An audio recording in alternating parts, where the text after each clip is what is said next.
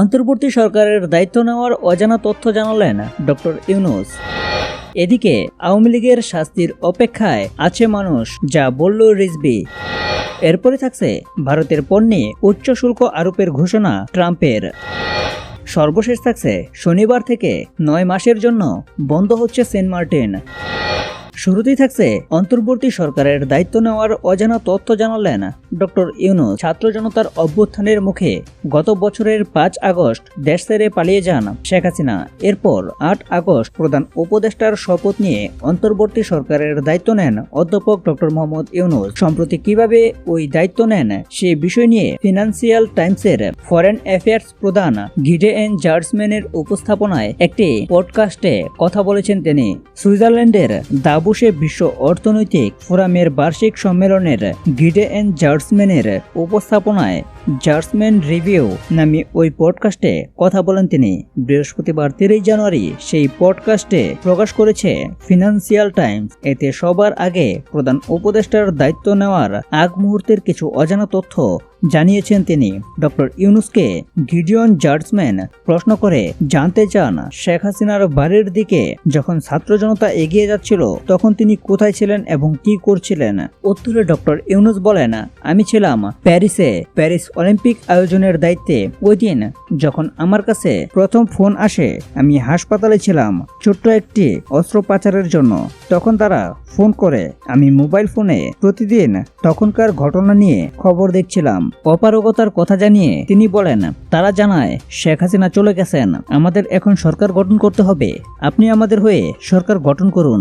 আমি তাদের বলি, না আমি পারবো না, আমি এ ব্যাপারে কিছু জানি না, আমি এটির সঙ্গে জড়িত হতে চাই না। ডক্টর ইউনূস বলেন, আমাদের সঙ্গে যোগাযোগ করেছিল ছাত্ররা, আমি তাদের চিনতাম না, তাদের সম্পর্কে আগে কিছু শুনিনি। আমি তাদের বুঝতে থাকি, তোমরা অন্য কাউকে দায়িত্ব নেওয়ার জন্য খুঁজে বের করো, কিন্তু তারা আমাকে বলে, না না আপনাকে এখানে থাকতে হবে, আমরা অন্য কাউকে খুঁজে পাবো না। আমি তাদের বলি, চেষ্টা করে দেখো, কিন্তু তারা বলে, না আমাদের সমস্যা নেই। তারা নাছোড়বান্দা ছিল। আমি তাদের অন্তত একদিন চেষ্টা করতে বলি, কিন্তু তারা রাজি হয়নি। এরপর তারা আমাকে আবারও ফোন করে। ডক্টর ইউনূস বলেন, তখন আমি বলি, ঠিক আছে, তোমরা জীবন দিয়েছো এবং অনেক রক্তপাত হয়েছে, তোমরা যেহেতু এত কিছু করতে পেরেছো, ইচ্ছার বিরুদ্ধে হলেও আমার কিছু করা উচিত। হাসপাতালের নার্সের কাছ থেকে শুভেচ্ছা গ্রহণ বিষয়ে প্রধান উপদেষ্টা বলেন, ছাত্ররা আমাকে জানায় সরকার গঠন করতে হবে, আপনি কি রাজি? আমি বলি, হ্যাঁ রাজি। এরপর নিজের সঙ্গে অন্যরকম ঘটনা ঘটে বলে জানিয়ে অধ্যাপক ইউনূস বলেন, 2 ঘন্টা পর হাসপাতালের একজন নার্স আমার জন্য ফুলের তোড়া নিয়ে আসেন। আমি জিজ্ঞেস করি, এটি কিসের জন্য? তিনি আমাকে বলেন, আপনি যে প্রধানমন্ত্রী আমরা জানতাম না। আমি তাকে বলি, আপনি কিভাবে জানলেন? তিনি বলেন, টিভি প্রেসে সব জায়গায় খবর চলছে, গণমাধ্যমে জানাচ্ছে আপনি প্রধানমন্ত্রী। তখন আমি তাকে বলি, আপনার কাছ থেকে আমি এ তথ্য জানলাম, আমাকে এই পর্যন্ত কিছু বলেনি। এর 2 ঘন্টা পর ওই হাসপাতালের চিকিৎসক তার সঙ্গে দেখা করতে আসেন, জানিয়ে অধ্যাপক ইউনূস বলেন, তিনিও সঙ্গে করে ফুলের তোড়া নিয়ে আসেন, আমাকে শুভেচ্ছা জানান। ওই সময় হাসপাতাল কর্তৃপক্ষ ছাড়তে না চাইলেও জোর করে ছাড়পত্র নেন বলে জানিয়েছেন প্রধান উপদেষ্টা। এতে তাকে সহায়তা করেন হাসপাতালের পরিচালক। ওই সময় তাকে ওষুধ থেকে শুরু করে সবকিছু লিখে দেওয়া হয়। তবে পরদিন সকালে সবচেয়ে বেশি অবাক হন, জানিয়ে ডক্টর ইউনূস জানান, ওই দিন তাকে বরণ করতে আসে ফ্রান্সের সেনাবাহিনীর একটি দল। তিনি বললেন, সকাল হওয়ার পর সেনাবাহিনীর একটি বড় দল আমাকে বিমানবন্দরে নিয়ে যেতে আসে। আমি বলি, মাই গড, আমার সঙ্গে কি হলো?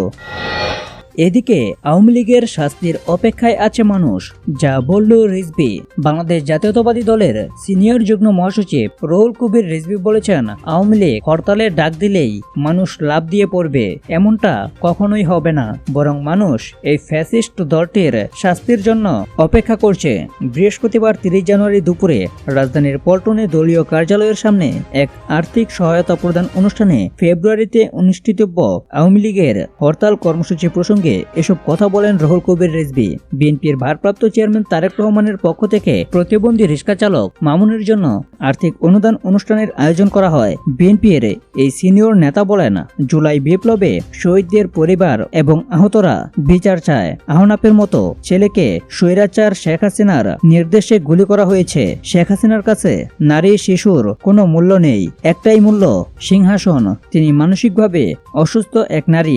ঢাকা শহরে বিভিন্ন জায়গায় শীর্ষ সন্ত্রাসীরা তাণ্ডব চালাচ্ছে উল্লেখ করে রুহুল কবির রিজভী বলেন, এইসব সন্ত্রাসীদের বিরুদ্ধে আইনশৃঙ্খলা বাহিনীর কোনো পদক্ষেপ দেখি না। অথচ কিছুদিন আগেও বিএনপির পার্টি অফিস থেকে মিছিল বের হলেই আইনশৃঙ্খলা বাহিনী চারদিক থেকে মৌমাছির মতো আক্রমণ করত। এরপরে থাকছে ভারতের পণ্য উচ্চ শুল্ক আরোপের ঘোষণা ট্রাম্পের। মাত্র একদিন হলো যুক্তরাষ্ট্রের প্রেসিডেন্ট ডোনাল্ড ট্রাম্পের সঙ্গে ফোনে কথা বলেছেন ভারতের প্রধানমন্ত্রী নরেন্দ্র মোদী। ফোন আলাপে যুক্তরাষ্ট্রের সঙ্গে পারস্পরিক লাভজনক ও বিশ্বাসযোগ্য অংশীদারিত্বের উপর জোর দেন মোদী। তবে দুই নেতার ফোন আলাপের পরের দিনই ভারতকে নিয়ে বিস্ফোরক মন্তব্য করলেন ট্রাম্প। দেশটির উপর উচ্চ হারে শুল্ক আরোপের হুমকি আবার দিলেন তিনি। ভারতীয় সংবাদ মাধ্যম এনডিটিভির খবর অনুযায়ী মঙ্গলবার 28 জানুয়ারি মার্কিন প্রেসিডেন্ট ডোনাল্ড ট্রাম্প ভারতকে ভয়াবহ শুল্ক আরোপকারী দেশ বলে অভিযুক্ত করছেন। একই তকমা দিয়েছেন চীন ও ব্রাজিলকেও। তিনি ঘোষণা করেছেন তার প্রশাসন এই তিনটি দেশকে এই পথে আর চলতে দেবে না। ফ্লোরিডার হাউস রিপাবলিকানদের একটি সম্মেলনে বক্তব্য দেওয়ার সময় ট্রাম্প বলেন, আমরা আরেকটি হতে দেব না, কারণ আমরা আমেরিকাকে অগ্রাধিকার দেব। সর্বশেষ থাকছে শনিবার থেকে 9 মাসের জন্য বন্ধ হচ্ছে সেন্ট মার্টিন। পরিবেশ, বন ও জলবায়ু পরিবর্তন মন্ত্রণালয়ের সিদ্ধান্ত অনুযায়ী 9 মাস পর্যটকদের জন্য বন্ধ হচ্ছে সেন্ট মার্টিন ভ্রমণ। শনিবার 1 ফেব্রুয়ারি থেকে এই নিষেধাজ্ঞা শুরু হচ্ছে, যা বহাল থাকবে চলতি বছরের 30 অক্টোবর পর্যন্ত। সাধারণত প্রতি বছর 1 এপ্রিল থেকে 30 সেপ্টেম্বর পর্যন্ত 6 মাস সেন্ট মার্টিনে পর্যটকদের ভ্রমণে সরকারি নিষেধাজ্ঞা থাকে। তবে এ বছর এই নিষেধাজ্ঞা আরও 3 মাস বর্ধিত করেছে অন্তর্বর্তীকালীন সরকার, যার ফলে 1 এপ্রিলের পরিবর্তে 1 ফেব্রুয়ারি থেকেই শুরু হচ্ছে এই ভ্রমণ নিষেধাজ্ঞা। আর 30 সেপ্টেম্বরের পরিবর্তে নিষেধাজ্ঞা বহাল থাকবে 31 অক্টোবর পর্যন্ত। এর আগে প্রবাল দ্বীপ সেন্ট মার্টিনে 4 মাস পর্যটক সীমিত করার সিদ্ধান্ত নিয়েছিল অন্তর্বর্তীকালীন সরকারের উপদেষ্টা পরিষদ। তখন প্রধান উপদেষ্টার উপ প্রেস সচিব জানিয়েছিলেন, ফেব্রুয়ারিতে কোনো পর্যটক সেন্ট মার্টিনে যেতে পারবেন না। ওই সময় দ্বীপটিতে পরিষ্কার পরিচ্ছন্ন করা হবে।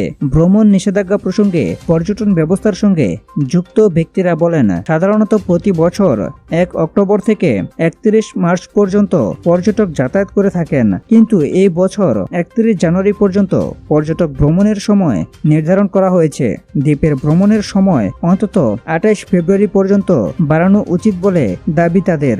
Saint Martin hotel motel resort মালিক সমিতির সভাপতি MA আব্দুর রহিম জিহাদি বলেন, অতীতে এরকম কোনো সংকট দ্বীপে তৈরি হয়নি। এখন যদি দ্বীপে পর্যটক আসা বন্ধ হয়ে যায়, তাহলে নানামুখী সংকটে পড়বেন বাসিন্দারা।